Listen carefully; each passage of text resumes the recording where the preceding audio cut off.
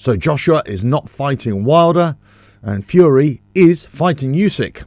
Let's get into it. Hello, welcome to Me Edson. I hope you're all well. If you like what I do here, don't forget to like and share the video, subscribe to the channel, and hit the notifications bell for all future videos. Sorry about all the smoke here. It seems it's a little bit cold where I am. So let's get into the bones, the meat on the bones of what's been going on this week in the boxing world. Well, as we know, two huge major announcements from Saudi Arabia, or the boxing that's going to go to Saudi Arabia.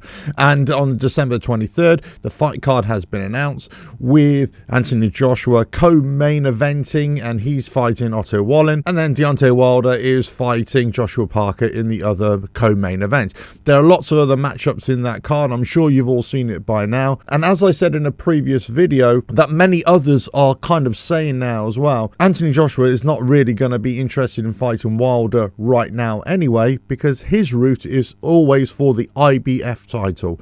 That's where he sees the opening to get his world title back. And as I said in a previous video, when Fury and Usyk finally fight on February 17th, the IBF is more than likely to vacate that bout, or vacate the bout from whoever is the winner, because they won't be able to fight the mandatory #1 opponent in time. So that's why it frees up the IBF bout. The IBF #1 contender is Hrgovic. He's also fighting on the December 23 card. But #2 now is Otto Wallin. Joshua fights Otto Wallin. He becomes #2, if he wins, of course. Then Hrgovic and AJ duke it out for the IBF world title. There we go, job done. Thereafter, if the stars align, you can get the AJ Wilder fight, or maybe even an AJ Fury fight. I'm not sure that's likely to happen, but it's more likely to be that route. Otto Wallin, and then it's going to be Hrgovic, and then it's going to be Wilder. So don't think you're going to get an AJ Wilder fight early next year. It's probably going to be the Riyadh season, which would be anywhere from October all the way to Christmas. Are we ever likely to see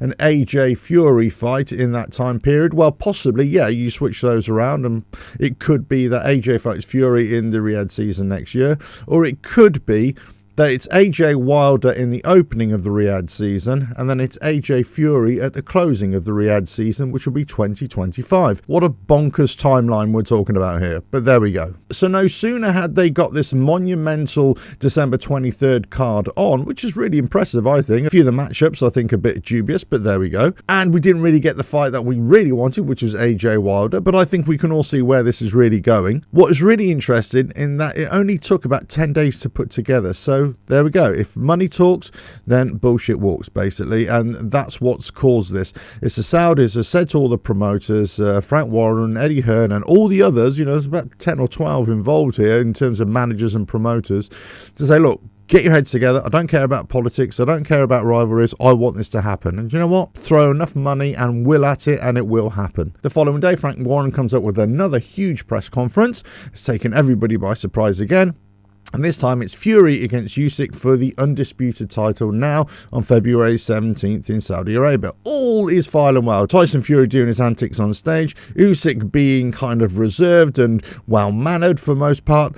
But there we go. It was just, you know, one of those press conferences. We say, right, there we go. Let's have a bit of a go at each other, a bit of a face-off, bit of a little headbutt in the face-to-face, and away you go. But what I thought was really interesting is that there was no mention of the undercard. There's no supporting act for this fight. Now, obviously, there's going to be an undercard, but we just don't know what it is. So this video is really about what do you guys think will be the undercard for Fury against Usyk, and I think it's going to be a bit of a banger. So who do I think is going to feature on the undercard? Well, I've got a feeling that Zhilei Zhang is going to be on that undercard. Apparently he's been injured for the last couple of weeks, but according to Zhilei Zhang, he wasn't really injured at all.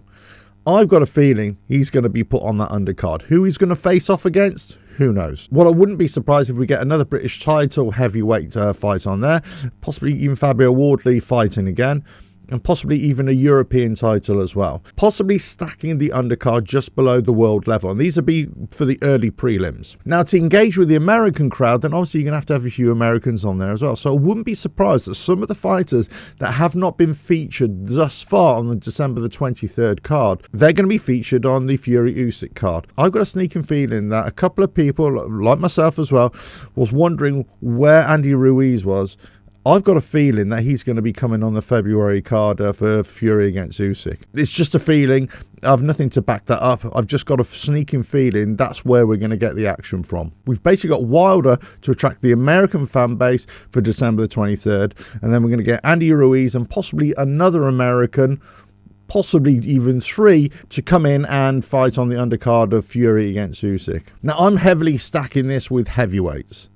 And I think this is what the intention of this Riyadh season of Saudi Arabia is, really to kickstart, re-energize the heavyweight division, because as we know, the heavyweight division is kind of seen as a blue ribbon in boxing. Then everything kind of filters down. If it all's going well in the heavyweight division, then a lot more attention is brought on the lower divisions as well. Now, is there going to be any room on this undercard for any other fighters? Well, I wouldn't be surprised. Okay, you might have a couple of heavyweight fights, you might have a couple of light heavyweight, maybe cruiserweight, possibly down to super middle or middleweight or something like that. I can't really see there being any lighter weight divisions on this undercard, but again, I could be mistaken.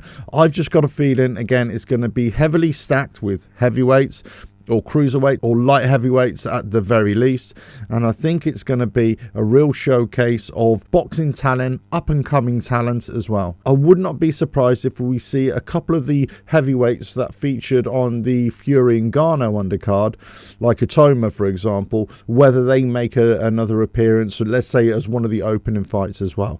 Again, it'd be very interesting to see what happens on the undercard for Fury against Usyk. Let us know your thoughts in the comments below. But hey, if you like what I do here, don't forget to like and share the video, subscribe to the channel, and hit the notifications bell for all future videos.